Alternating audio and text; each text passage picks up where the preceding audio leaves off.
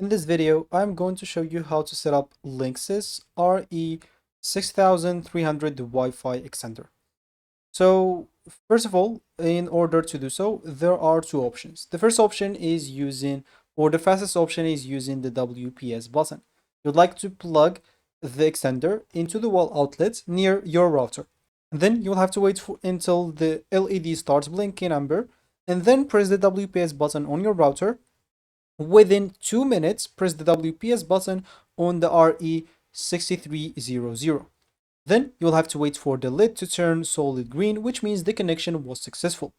The other option is basically using a web browser. If your router doesn't have WPS, you'd like to connect your phone or computer to the extender default Wi-Fi network, then open a web browser. Then you'd like to go to the extender.linksys.com and follow the on-screen setup wizard to continue or to connect basically the extender to your Wi-Fi network. You'll have basically the extender will scan the nearby network, and for you, you'll have to select your home Wi-Fi, enter your password, continue through the setup, and the extender will create an extended Wi-Fi network, usually with -exe added to your existing network name by default.